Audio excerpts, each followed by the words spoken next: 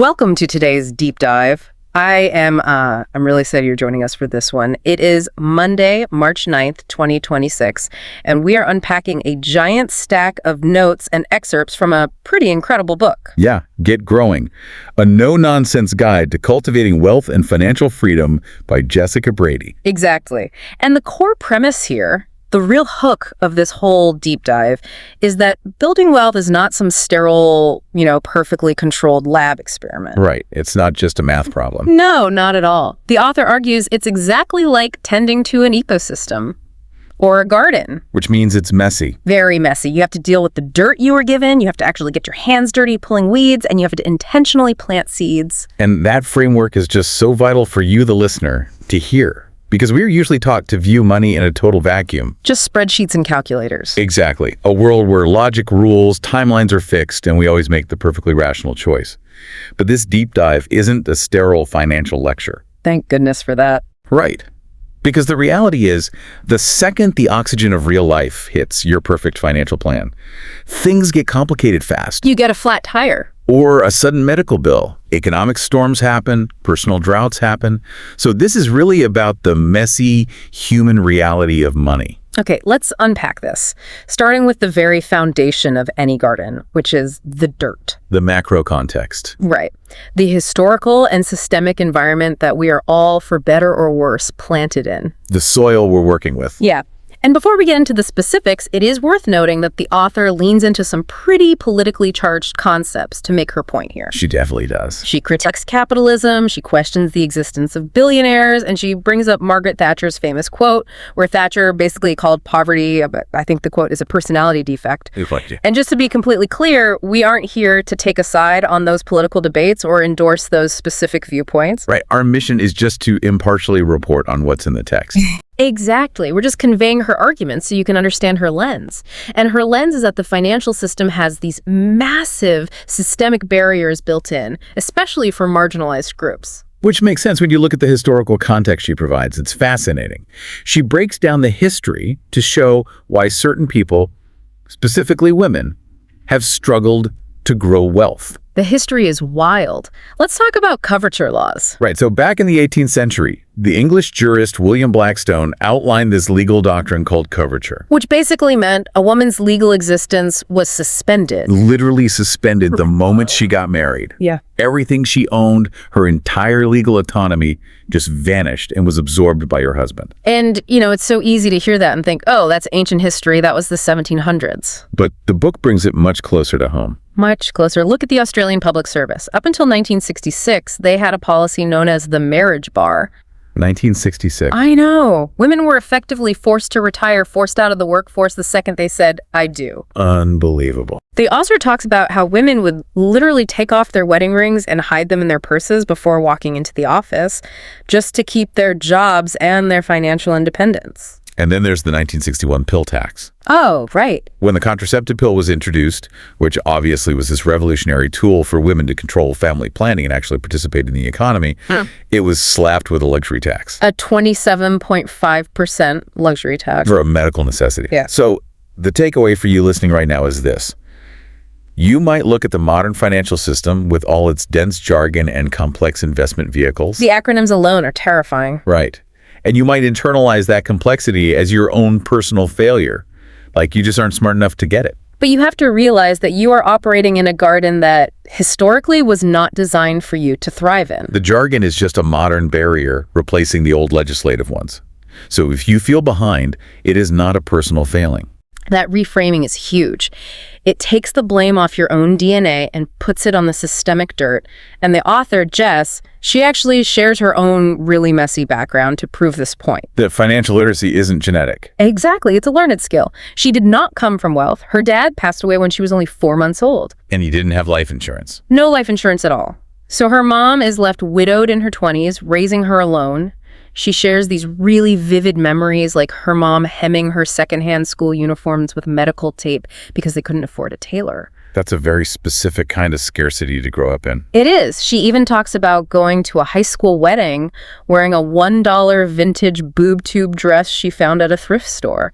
The whole theme of her childhood was just, we can't afford that. And when you grow up in that environment, you tend to develop this illusion The illusion that sheer hard work and perfectionism will magically protect you in adulthood. The kindergarten story. Yes, tell the kindergarten story. Yes. It's hilarious, but also so sad. So in kindergarten, she actually finishes an entire week of homework a week early. And she hands it in to the teacher to get it pre-checked. Pre-checked kindergarten homework. Right. Her logic was, if I get it corrected now, I'll never be wrong when the real due date comes. She was trying to hack life. Completely. She thought, if I just work perfectly, I'll never face adversity. But her teacher told her that wasn't how school worked, and she was just crushed. Because adulthood doesn't reward perfectionism like that. The mental load of rent and car repairs and medical bills, it stacks up. Working hard doesn't just magically insulate you from financial stress. And that stress has a real physical impact. A measurable one. The book cites this incredible study from Princeton University about the science of financial stress. It blew my mind. They found that acute financial stress temporarily drops your IQ by 13 points. 13 points. Yes, that is a massive cognitive penalty. It is the physiological equivalent of losing an entire night's sleep. So think about that. At the exact moment you need to be sharp-like, when you're negotiating a salary or dealing with debt or trying to pay a sudden expense, your brain is functioning as if you've been awake for 24 hours straight. Which explains why we make such terrible decisions when we're broke. Exactly. And it really ties into what the author calls hot iron moments.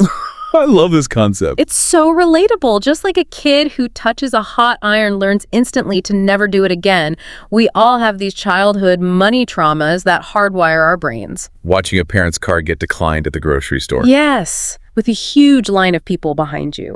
Or listening to your parents fight over the electric bill through the bedroom wall. Those moments teach us to fear money. And the data shows those lessons are often deeply gendered. They are. Traditionally, boys are taught how to grow wealth. They learn about investing, taking risks, taxes. While girls are taught to shrink their spending. Right. Budgeting, clipping coupons, staying safe.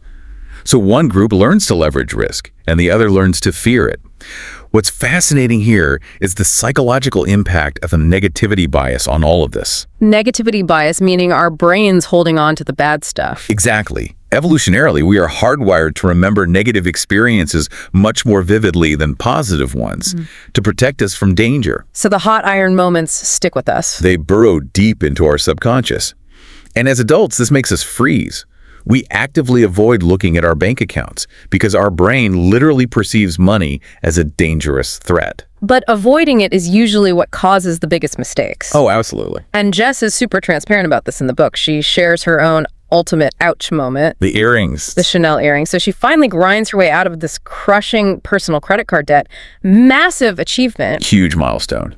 And how does she celebrate? She immediately goes out and buys a pair of designer Chanel earrings on a credit card. She celebrated escaping debt by instantly putting herself back in debt. For a shiny object. But it's a perfect illustration of what happens when we haven't redefined our relationship with money or our definition of self-care. Yeah, the marketing industry really got us on that one. They totally co-opted self-care. They tell us it's bubble baths and face masks and treating yourself to Chanel earrings because you deserve it. But real financial self-care is not glamorous. Not at all. It's doing the hard, disciplined work today to protect your future self. It's setting up an emergency fund, auditing your subscriptions, saying no to an impulse buy. So how do we actually do that? The author has a great strategy for this. She calls it taming your money monster. Name it to tame it. Yes, by giving your inner saboteur a name.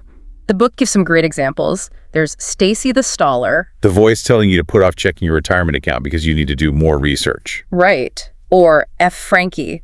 You know, you've had a long week, you've had 2 drinks, and Frankie convinces you to buy a round of expensive shots for the whole bar. Or Spendy Samantha, who says you absolutely need a brand new outfit for an event to feel confident. It sounds silly, but psychologically, it's incredibly powerful. Is it really? Does calling it Spendy Samantha actually work, or is it just a gimmick? It is a proven method for cognitive distancing. By naming the behavior, you detach it from your core identity. Ah, so it removes the shame. Exactly. Shame is a paralyzer. When you separate your identity from the mistake, you aren't saying, I'm a failure who was terrible with money. You're saying, Spendy Samantha's acting up and I need to put her in check. It frees you up to change. Without attacking your own self-worth. Okay, here's where it gets really interesting. The book backs us up with the science. specifically the Batman effect study. This study's fantastic. Researchers took a group of kids and gave them a super boring, repetitive task. Yeah. But they left an iPad nearby as a temptation. A very strong temptation for a kid. Right. So the kids who were told to just be themselves, they gave up and played with the iPad almost instantly. But the second group of kids was told to pretend to be a superhero, like Batman. And when they got distracted, they had to ask themselves, what would Batman do right now? And those kids worked significantly longer. They resisted the temptation. The author says, we need to apply this to adulthood. We need a money alter ego. So when you're facing decision fatigue and you want to impulse buy, you ask, what would my financial superhero do in this moment? You bypass your present bias. Exactly. And alongside that alter ego, you have to cultivate the right mindset. The author brings in Dr. Carol Dweck's research on the fixed versus growth mindset. Oh, the power of yet. Yes, a fixed mindset says, I don't know how to invest. A growth mindset adds that one tiny word to the end. I don't know how to invest yet. I haven't figured out my budget yet. It immediately signals to your brain that skill acquisition is possible. Okay, so we've acknowledged the dirt, we've dug up the hot irons, we've got our Batman alter ego taming our money monsters. Now we get to plot the garden. The fun part. But before you plant seeds, you have to know what you're growing. You need a goal. And usually people just say they want freedom. Which is way too vague. Too vague.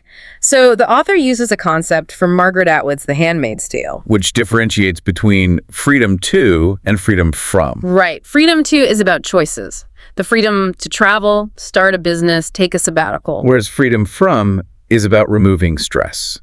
Freedom from living paycheck to paycheck, freedom from consumer debt, freedom from a bad job. Once you define exactly which freedom you're after, your brain does this amazing thing. It activates the reticular activating system, the RAS. Your brain's filtration system. Like when you decide to buy a specific car and suddenly you see that car everywhere. Your RAS is highlighting what you've deemed important. Exactly. So when you set clear financial goals, your RAS subconsciously starts looking for opportunities and resources to achieve them. And to structure those goals, the author uses the Grow-O method. Specifically, she breaks goals down into 3 types of trees. Let's talk about the bamboo first. Bamboo grows incredibly fast. These are your 1-year short-term goals. Like a holiday fund or an emergency runway. Right. They shoot up quickly and give you psychological momentum.